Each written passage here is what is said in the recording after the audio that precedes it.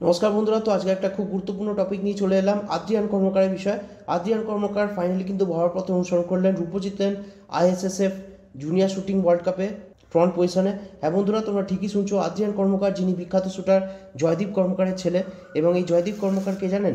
জয়দীপ কর্মকার একজন বিখ্যাত শুটার যিনি কিনা 2010 সালের সিডনি আইএসএসএফ বা ইন্টারন্যাশনাল শুটিং ফেডারেশন ওয়ার্ল্ড কাপে ছেলের মতনই 50 মিটার ফ্রন্ট পজিশনে সিলভার জিতেছিলেন এবং দ্বিতীয় বাঙালি হিসাবে বেস্ট পারফরমেন্স তিনি অলিম্পিকে করেছিলেন। দ্বিতীয় বাঙালি আমি এই জন্যই বলছি, সব থেকে বেস্ট বাঙালি যে পারফরমেন্স এখনও যার রয়েছে সেটা হচ্ছে লিয়েন্ডার পেস কিন্তু অলিম্পিকে ব্রোঞ্জ জিতেছিলেন সিঙ্গেলস, এবং সেটা তিনি জিতেছিলেন 1992 অলিম্পিক কিংবা 1996 অলিম্পিকের মধ্যে যে কোনো একটা তিনি কিন্তু ব্রোঞ্জ জিতেছিলেন। এবং তারপরেই কিন্তু সব থেকে তৃতীয় স্থানে শেষ করেছিলেন। তারপরে যদি আমরা বেস্ট পারফরমেন্স বলে থাকি তাহলে কিন্তু জয়দীপ কর্মকার রয়েছে। জয়দীপ কর্মকার ফাইনালে উঠে চতুর্থতে শেষ করেছিলেন এই ফ্রন্ট পজিশনে। এছাড়াও তার আরেকটা যে কৃতিত্ব আছে, আর দুটো যে কৃতিত্ব আছে আমি বলবো, সেটা হচ্ছে 2006 থেকে 2010 সালের মধ্যে ইনি কমনওয়েলথ এবং এশিয়ান যে শুটিং চ্যাম্পিয়নশিপ আছে, কমনওয়েলথ শুটিং চ্যাম্পিয়নশিপ এবং এশিয়ান শুটিং চ্যাম্পিয়নশিপ দুটোতে কিন্তু সোনা জিতেছিলেন। আদ্রিয়ান কর্মকার শুরু থেকেই যে ফ্রন্ট পজিশনে খুব একটা ভালো এনার লাগতো সেটা কিন্তু নয়।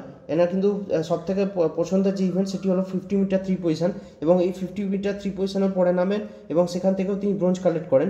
এটা কিন্তু খুব গুরুত্বপূর্ণ বিষয়, কারণ প্রন যেটা আছে সেই শুটিংয়ের ইভেন্টটা কিন্তু এখন আর অলিম্পিকে হয় না। 2012 সালে লাস্ট হয়েছিল এবং তারপর থেকে এটা বন্ধ হয়ে গেছে। কিন্তু 50 মিটার থ্রি পজিশন যেটা আছে সেটা কিন্তু মেন্স ক্যাটাগরি ওমেন্স ক্যাটাগরি দুটোতে তখনও হতো, এখনও হয়।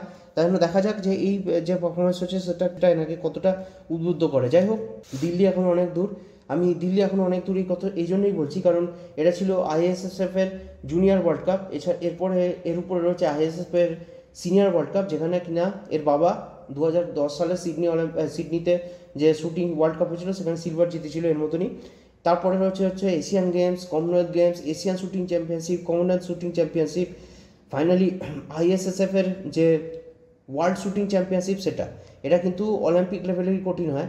এরকম যে ওয়ার্ল্ড কাপ হয় কিংবা এশিয়ান গেমস হয়, কমনওয়েলথ গেমস হয়, এগুলো কিন্তু সব যে টপ শুটার আছে তারা কিন্তু পারফরমেন্স করে না, পার্টিসিপেট করে না, ইভেন ওয়ার্ল্ড কাপেও করে না। কিন্তু ওয়ার্ল্ড শুটিং চ্যাম্পিয়নশিপে কিন্তু টপ লেভেলের যে শুটার রয়েছে তারা কিন্তু এখানে পার্টিসিপেট করে। তো দেখা যাক ইনি ফিউচারে কত ভালো পারফরমেন্স করতে পারেন, আদৌ এনাকে সিলেকশন করা হয় কিনা, সিলেকশন করা হলে কীরকম পারফরমেন্স করতে পারেন সেটা কিন্তু ভবিষ্যতই বলে দেবে। এবার আসছি জয়দীপ কর্মকারের কথায়। কারণ জয়দীপ কর্মকার, আমি বললাম যে 2012 সালে ইনি অলিম্পিকে ছিলেন এবং চতুর্থ স্থানে শেষ করেছিলেন। কিন্তু তারপরে তিনি কী করেছেন, তারপরে কিন্তু তিনি বসেনি, তিনি তার একটি শুটিং একাডেমি চালু করেন এবং প্রচুর প্রতিভাবান যে শুটার আছে আস্তে আস্তে তিনি তৈরি করতে থাকেন। তার মধ্যে একজনের তো নাম বললাম, এনার ছেলেই যে আছে আদ্রিয়ান কর্মকার, এ কিন্তু বাবার পথ অনুসরণ করে শুটার হয়েছে এবং এবছর সিলভার জিতেছে জুনিয়র শুটিং ওয়ার্ল্ড কাপে। কিন্তু সবথেকে বড় যে শুটার এখান থেকে তৈরি হয়েছে কে জানো? সেটা হচ্ছে মেহুলি ঘোষ।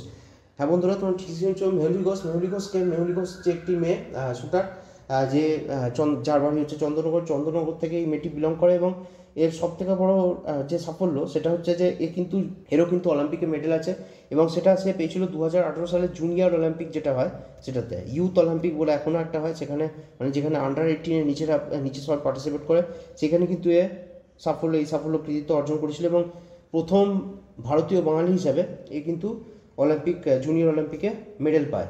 ঠিক আছে, এছাড়াও ইনি যে আছেন, ইনি ওয়ার্ল্ড কাপে প্রচুর মেডেল পেয়েছেন, 4 থেকে 5 সিনিয়র ওয়ার্ল্ড কাপে, জুনিয়র ওয়ার্ল্ড কাপে মেডেল পেয়েছেন, কমনওয়েলথ গেমসে মেডেল পেয়েছেন, ইনি প্রচুর মেডেল পেয়েছেন, 10-এর উপরে এনার মেডেল রয়েছে ইন্টারন্যাশনাল লেভেলে।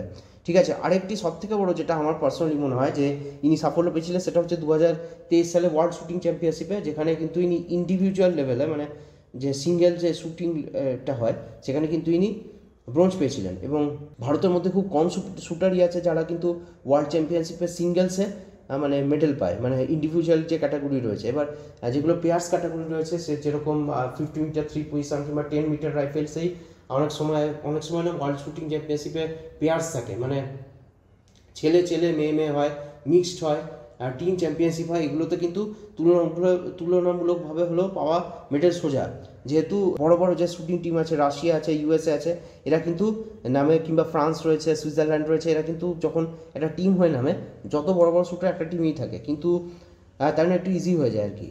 কিন্তু যখন ইন্ডিভিজুয়াল লেভেলে খেলতে হয় তখন কিন্তু সবার চ্যালেঞ্জ অ্যাকসেপ্ট করতে হয়। ঠিক আছে, তো ইনি 2023 সালে খুব যে ইন্ডিয়ার খুব কম শুটার রয়েছে যারা ইন্ডিভিজুয়াল লেভেলে মেডেল পেয়েছে, যেরকম কিছু কিছু শুটার নাম বলছি, অভিনব বিন্দ্রা, যে কিন্তু অলিম্পিকের গোল্ড মেডেল পেয়েছিল একমাত্র ইন্ডিয়ান হিসাবে শুটিংয়ে 2008-এর যে অলিম্পিক হয়েছিল সে সময়।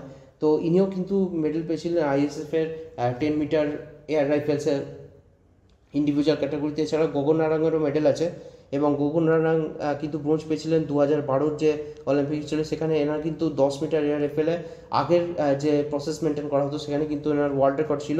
তো এই হচ্ছে এনার সাফল্য, এনার যে একাডেমি সাফল্য। এবং এবার দেখা যাক যে আদ্রিয়ান কর্মকার কতটা ভালো ইন ফিউচার পারফরমেন্স করতে পারে। এবং তোমরা কমেন্ট সেকশনে কমেন্ট করে জানিও কি আদ্রিয়ান কর্মকার কি ইন ফিউচারে বেঙ্গলের জন্য কোনো মেডেল নিতে পারে, কিংবা বেঙ্গলের শুটিংয়ে ভবিষ্যৎ কেমন। এবং সেটা আমি নিজেও পার্সোনালি দেখার অপেক্ষা রইলাম। আজকে এই পর্যন্তই। তোমাদের ভিডিওটা কেমন লাগলো অবশ্যই কমেন্ট সেকশনে কমেন্ট করে জানিও। শোনার জন্য ধন্যবাদ। বাই।